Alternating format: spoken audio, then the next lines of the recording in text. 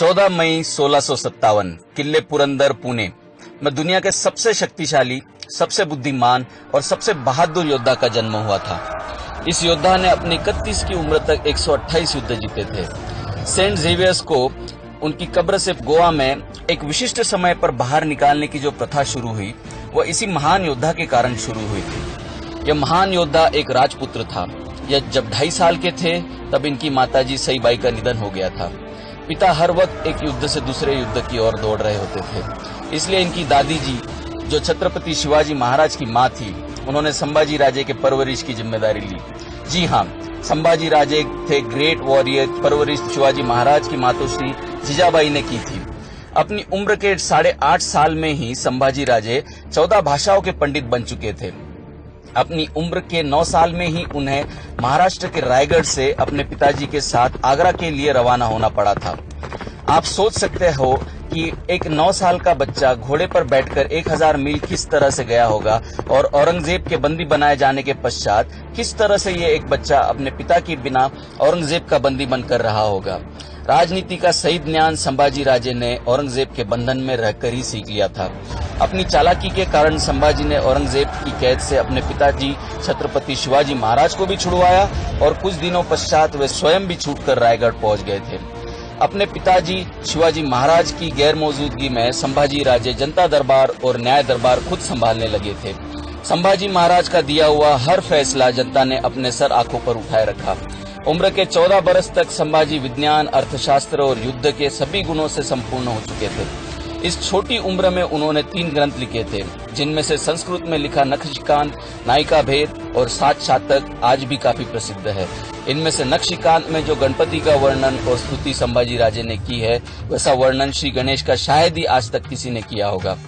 16 जनवरी 1681 में संभाजी राजे छत्रपति बने। मराठों के ये पहले राजपुत्र थे जो छत्रपति बने थे। छत्रपति बनते ही इन्हें एहसास हुआ कि मराठा साम्राज्य के पास धन धान्य की बहुत दिक्कत थी, जिसके चलते इन्होंने सीधे औरंगजेब के औरंगाबाद और बुरहानपुर पर आक्रमण करके काफी बड़ी मात्रा में धन और जेवरात इकट्ठा किए। औरंगजेब ने गुस्सा कर आगरा छोड़ा और सीधे छत्रपति संभाजी राजे को सबक सिखाने का फैसला लिया। मराठों को सबक सिखाने के लिए वो महाराष्ट्र की ओर अपने 5 लाख सैनिक और 4 लाख जानवर, जिनमें ऊंट, घोड़े और हाथी काफी बड़ी मात्रा में शामिल थे, उनको लेकर निकल पड़ा। मराठों की जान उनके गढ़ किलों में हुआ करती थी, इसीलिए औरंगजेब ने नासिक के रामसेस किले को अपना सबसे पहला निशाना बनाया। औरंगजेब का सबसे बहादुर सेनापति शहाबुद्दीन खान अपने 10,000 सैनिकों और उतने ही जानवरों को लेकर रामसेस किले के पास पहुंच गया। किला एक दिन में जीतने का विश्वास शहाबुद्दीन खान ने औरंगजेब से जताया था। पहले दिन जब शहाबुद्दीन खान ने अपने सैनिकों के साथ किला चढ़ने की कोशिश की, तो ऊपर बैठे 600 मराठा सैनिकों ने पत्थरों से शहाबुद्दीन खान का स्वागत किया। अगले 2 साल शहाबुद्दीन खान कोशिश करता रहा। उसके पश्चात औरंगजेब ने शहाबुद्दीन खान को लौटने का आदेश दिया। औरंगजेब ने अपने अगले सेनापति फतेह खान को रामसेस जीतने के लिए भेजा। वह अपने साथ 20,000 सैनिकों को लेकर आया। फतेह खान की तरकीबें शहाबुद्दीन खान से काफी अलग थी।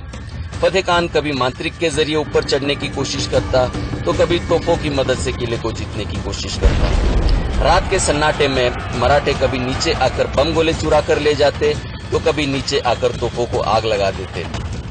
जब फतेह खान ने तोपें दागने के लिए 1000 फीट ऊंचा जंगल की लकड़ियों को एक के ऊपर एक लगाकर तख्ता बनाया, तो मराठों ने रात के अंधेरे में उसे भी जला दिया। वो शायद दुनिया की सबसे बड़ी होली रही होगी, जिसका धुआं और आग कई 100 मीलों तक देखा गया था। औरंगजेब के कई सेनापति लगातार 6 साल तक जूझते रहे, तिल मिलाते रहे रामसेस किले के लिए, लेकिन 600 मराठों ने उन्हें रोके रखा। इस बीच संभाजी कई युद्ध जीतते चले गए। संभाजी की सेना मद्रास तक जाकर अपनी जीत का डंका लहरा चुकी थी। गोवा में बसे पोर्तुगीज पर जब संभाजी ने हमला बोला, तो पोर्तुगीज के गवर्नर काउंट दे अल्वोर को सेंट जेवियर्स को उनकी कब्र से बाहर निकालना पड़ा था।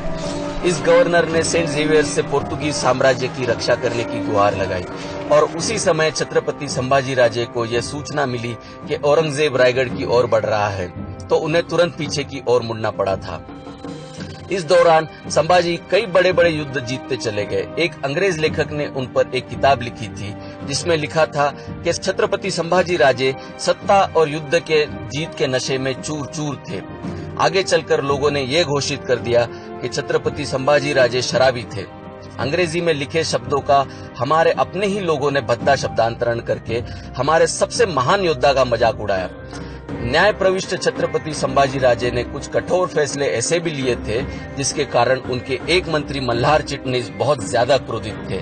इस मल्हार चिटनिस ने संभाजी को नशेड़ी और औरतों का शौकीन और मराठों पर कलंक ऐसा लिख दिया।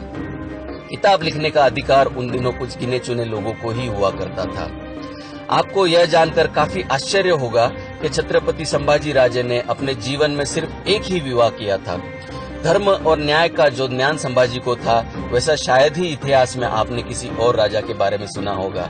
मंत्री और पंडितों से यह कभी देखा न गया और संभाजी राजे इन ज्ञान और विज्ञान के ठेकेदारों की कलम से बदनाम होते चले गए। संभाजी राजे से सीधे युद्ध में जीतना संभव नहीं था, इसलिए औरंगजेब ने संभाजी के नजदीकी रिश्तेदारों के जरिए संभाजी को धोखे से अपने रायगढ़ किले से दूर बुलवाया। अपने रिश्तेदार ने अपने साथ धोखा किया है, इसकी जानकारी जब संभाजी को हुई तो तब तक काफी देर हो चुकी थी। संभाजी अपने खास दोस्त के साथ अकेले ही रायगढ़ की तरफ निकल पड़े, लेकिन औरंगजेब अपनी पूरी सेना के साथ रायगढ़ को घेरे हुए था। जब संभाजी को निहत्था देख औरंगजेब की सेना ने घेर लिया तो काफी देर तक किसी की हिम्मत नहीं हुई उनके पास जाने की। दूर से ही रस्सियों का तख्ता बांधकर संभाजी को कैद किया गया। अगले 2 दिन तक लगातार औरंगजेब का सेनापति संभाजी को बिना रुके औरंगाबाद ले गया। अगले 40 दिनों तक संभाजी को तिल तिल मारा गया। कभी उनकी आंखें निकाली गई, कभी उनकी जुबान काटी गई, कभी उनकी उंगलियां काटी गई, तो अगले दिन उनके हाथ काटे गए, फिर उनकी टांगे काटी गई और 40 दिन के पश्चात उनकी गर्दन काटकर उन्हें मार दिया गया। 11 मार्च 1679 के दिन दुनिया के सबसे महान योद्धा का 31 की उम्र में स्वर्गवास हुआ। कुछ लोग उनकी मृत्यु की इस कहानी में भी नमक मिर्च लगाकर सुनाते हैं। कुछ कहते हैं कि संभाजी ने औरंगजेब का मजाक उड़ाते हुए कहा कि तेरी बेटी मुझे दे दे, जबकि औरंगजेब की बेटी संभाजी से उम्र में 20 साल बड़ी थी। कुछ लोग यह कहते हैं कि संभाजी ने मंजुला और कमला नाम की लड़कियों का चीर हरण किया, जिसके कारण कमलाबाई ने आत्महत्या कर ली। अगर इतिहास में झांक कर देखा जाए तो कमला नाम की औरत की पुष्टि होती है, जो संभाजी महाराज की मृत्यु के 12 साल बाद उसका निधन हुआ, और वह भी संभाजी महाराज से बहुत ज्यादा बड़ी थी। झूठी कहानियों के जरिए हम सबको बहकाया गया, फंसाया गया। एक महान हिंदू और मराठा राजा को बदनाम किया गया, जबकि वो दुनिया का सबसे बेहतरीन, सबसे बुद्धिमान और बहादुर योद्धा था।